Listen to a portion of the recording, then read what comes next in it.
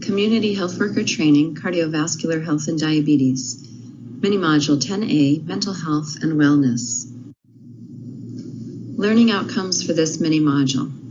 By the end of the mini-module, you should be able to define mental health and wellness, define stress, and discuss how stress can be managed. We've talked about a number of risk factors for heart disease and stroke, including physical conditions, but this particular module is about a different type of risk, depression and stress. You may be wondering what these two things have to do with heart disease and stroke. Studies suggest that there's a connection between heart health and stress or depression. Some ways that people cope with stress, such as overeating, heavy drinking, and smoking, are bad for the heart. And even if you don't do those things, if you have stress over a long period of time, it can harm the heart. The most common trigger for a heart attack is a stressful event, especially one involving anger. After a heart attack or stroke, people with higher levels of stress and anxiety tend to have more trouble getting well. Depression over a long time can harm the heart, and depression is common among people who have a heart attack, heart surgery, or a stroke. So let's start with asking, what is mental health? Mental health refers to our emotional, psychological, and social well-being. It affects the way we think, feel, and act. It also determines how we handle life's stressors, how we relate to others, and how we make life choices. Wellness is the active process of becoming aware of and making choices toward physical, mental, and social well-being. If you work on strengthening your overall wellness, you're more able to cope with stresses without getting sick. In the same way that if you're generally a healthy person and you eat well and you exercise well, when you're exposed to illness, you may not catch it, or you may not get as severe a case of it, or you may recover faster. Wellness is more than being free from illness. It's a dynamic process of change and growth.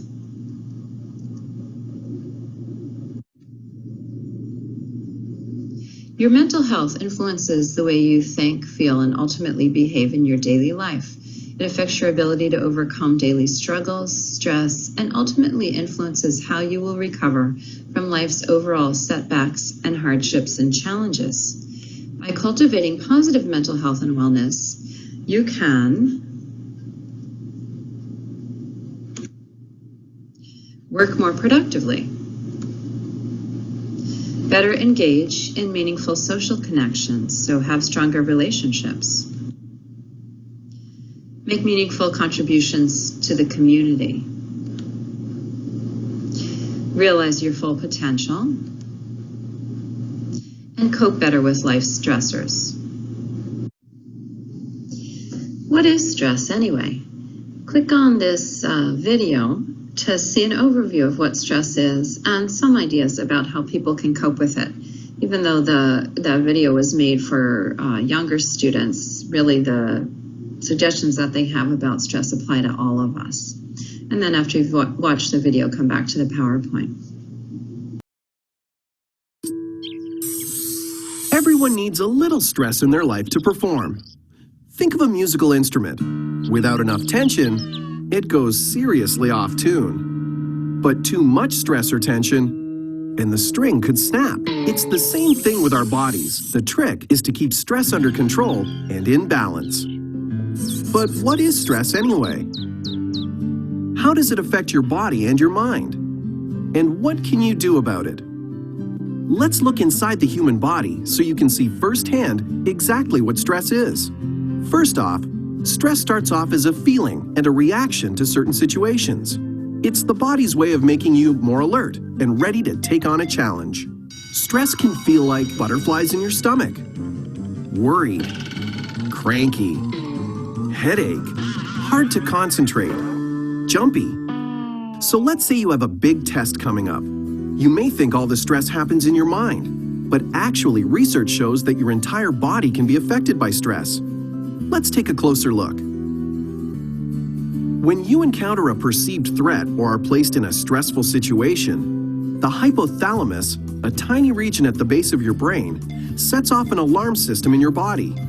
Through a combination of nerve and hormonal signals, this system prompts your adrenal glands, located atop of your kidneys, to release a surge of hormones, including adrenaline and cortisol. Adrenaline increases your heart rate, elevates your blood pressure, and boosts energy supplies. Cortisol, the primary stress hormone, increases sugars, glucose, in the bloodstream. This natural reaction is called the stress response, and it can help us out a lot when we're in a critical situation, like when a driver or cyclist has to slam on the brakes. All of these stress reactions enhance a person's ability to perform well under pressure. In a milder form, and if managed, the stress response can help you concentrate better and perform better for a recital, an athletic event, or even a test. The problem is that the body doesn't always reset itself to normal, and over the long term, if your mind and body are constantly on edge, you may face health problems. The good news is that you have a lot of control over stress, and if you get in tune with what stresses you out, you can make a plan to manage stress and keep it working for you. How can you bust stress? Sleep. Sleep is the time when your brain and body recharge. Get musical. Listening or playing music is a good stress reliever. Laugh. Laughter fires up and cools down your stress response and increases your heart rate and blood pressure, producing a good, relaxed feeling. Ask for help. Just by asking a trusted adult for help, you'll be able to tune your stress response down a notch. Make like a pro athlete and try out relaxation exercises, like deep breathing and visualization.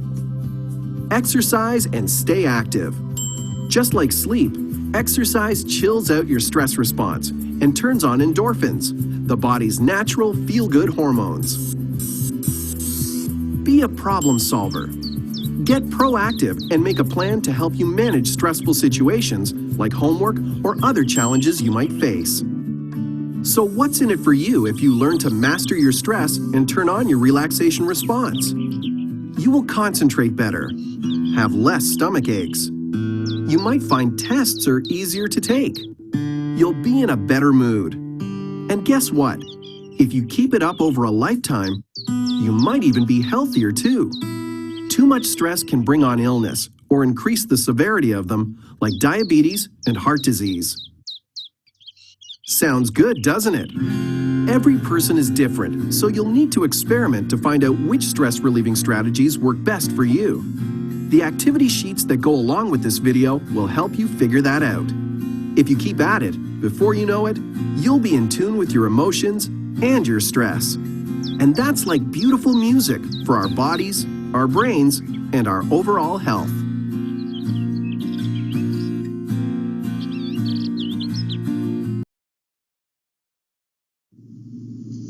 What is stress? Stress is the body's normal reaction to an occurrence that causes pressure or danger in our lives. Our bodies react to these events with physical, mental, and emotional responses. These responses evolved to help us remain alert and aware during times of physical danger. Health problems can occur when we remain in a state of stress for too long or when we overreact to small stressors. A lot of different things can cause stress in our lives. This slide shows you some of them. For instance, at work, role conflict could be a stressor, or rotating work shifts. So sometimes you have to work nights and sometimes you have to work days. That can be very stressful. Having a job where you have no participation in decision making can be very stressful. Work overload, where there's just too much to get done for the amount of time that you have to do it, or work underload, where you're sitting around doing nothing all day. Poor working conditions or unsafe working conditions can certainly cause stress.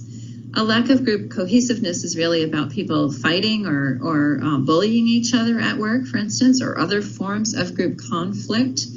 Just having changes in your workplace or the way things are organized at work can cause stress, and certainly a lack of social support.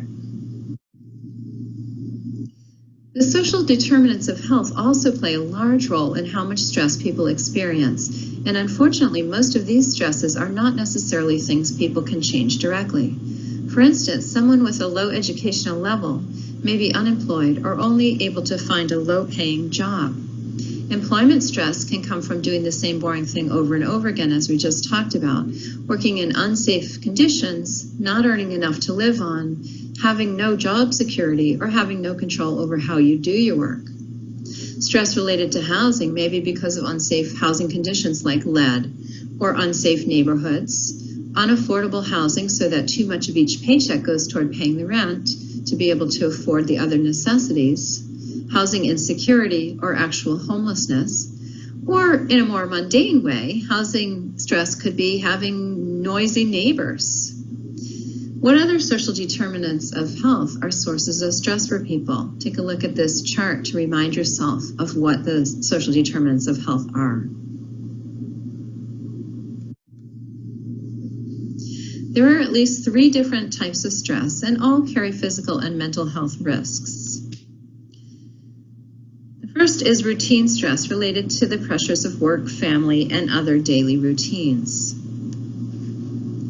The second type of stress is stress brought about by a sudden, this says negative change. Even positive changes can sometimes cause stress, such as having a baby, right? Can be extremely stressful, but it's a positive change for most people.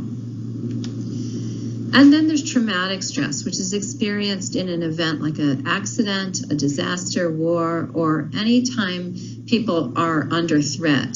Certainly danger of being killed, but even danger of being exposed to violence or other trauma. Stress isn't an illness or something that a doctor can diagnose, but it can be harmful to your health.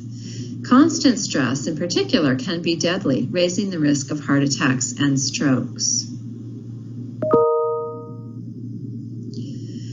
So, one helpful way to respond to stress is to ask yourself 3 questions. Number 1, can I change the situation that's causing me stress?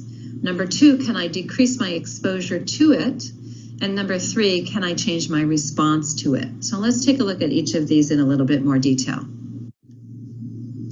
Number 1, changing the situation causing stress. So depending on what is stressing you, what the stressor is, you might be able to just solve the problem and then the stress will go away. Or you might be in a situation where you have to leave the situation, or you have to leave the job, or you have to leave the relationship. And obviously that may be under your control, but it may have certain costs. So when you're deciding whether or not this particular stressor can be changed, you're going to ask yourself, what steps do you need to take? What would the costs and benefits be of changing that stressor? And what resources would help? And a couple of examples of a way to change the situation causing stress might be to leave a job or an abusive relationship. Or on a smaller level, if you're stressed about something that's coming up, preparing ahead, for instance, for a test or a presentation well in advance can decrease your level of stress. So that's solving the problem. The next thing you might be able to do is to decrease your exposure to the stressor. So if you can't solve the problem or leave the situation completely, can you reduce your exposure to it, or can you set boundaries? And some examples of this would be setting boundaries with your mother-in-law and reducing the amount of time you spend with her. So you can't get away from her completely unless you leave your marriage, right? But could you spend less time with her? And when you're with her, could you set boundaries around the things that are really stressing you about being with her? Another example is to register an elderly parent for elder daycare so that you have some respite if you're the person who normally takes care of that parent. Another example is limiting the amount of time you tune in to the news. So it might be important for you to stay, updated and aware of what's going on in the world, but that doesn't mean you have to listen to it 24/7. And so if you notice that that's stressing you out, limiting the amount of time you are exposed to it. And sometimes limiting how you're exposed to it. So certainly if you get your news online, you can decide what stories to click on, as opposed to if you're watching the TV or the radio news, whatever comes on is what you're exposed to. And then finally, you can work on changing your response to stress. And you can do this for any of the types of stress, but in particular, if you can't solve the problem and you can't reduce your exposure to it, can you change your response to it? So some examples would be, can you use healthier coping mechanisms to release stress? So for instance, exercising or deep breathing, doing other types of self-care, and getting support rather than doing some unhealthy responses to stress like emotional eating or alcohol, drugs, smoking, walking around feeling enraged or getting depressed. Can you reframe the stressor? So can you think about it in a different way? And can you reach out for support? Sometimes it's really helpful to talk to somebody, a supportive person, either professional or just a friend, about what it is that's stressing you out. And some examples of this would be deciding to think about a work problem as a challenge and an opportunity for growth, or joining a diabetes support group. Different people may feel stress in different ways. For instance, some people may have mainly digestive problems like an upset stomach, while others may have headaches, sleeplessness, depressed mood, anger, or irritability. Some people get backaches or have shoulder pain or neck pain. People under constant stress are more likely to have more infections, such as the flu or the common cold. Here are some suggestions for ways to reduce stress in your life by making changes to your lifestyle. Try to keep a positive attitude, and sometimes this requires you to actually make a decision to try to look at things in as positive a way as you can. Some people are naturally optimistic and some people aren't, but you could practice that and see if there's a way to think about something that's difficult in a more positive way. Take a walk. Both the exercise and getting out into nature can really help with stress.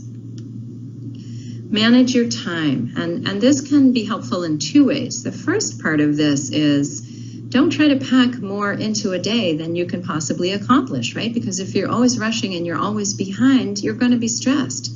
The other way is to be organized so that you don't leave things to the last minute, because again, you're going to feel more stressed if you leave everything until the last minute.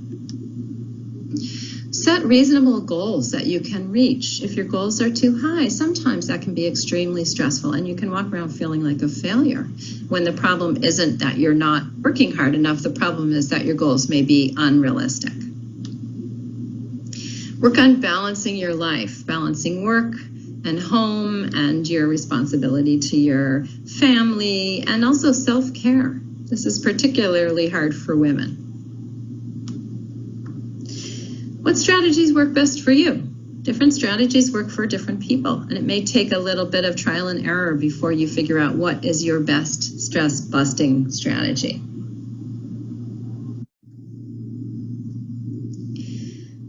In terms of changing your response to stress, it can be really helpful if you talk to your clients and even think about this yourself as two steps. The first step is identifying the source of stress, right? So what is it that is stressing you out? And then identify your reaction to it. How are you responding to it? So the same thing might happen to two different people. So the source of stress may be the same, but the way they react to it may be very different. And one type of reaction may be healthier than the other type. And by separating the two components of stress, you may be able to see more options for how to reduce it or how to cope with it in a healthy way. So again, you're looking at the source of stress. Is there anything you can do about that, right? Can you change your job? Can you talk to somebody who you feel is stressing you out? And then identify your reaction to it. Is there something that you can do about how that makes you feel, or what you do in response to feeling stressed about it? Is there some way to change that can be a healthier response and help you cope better? Now you can define mental health and wellness, define stress, and discuss how stress can be managed. The next mini module 10B is about depression.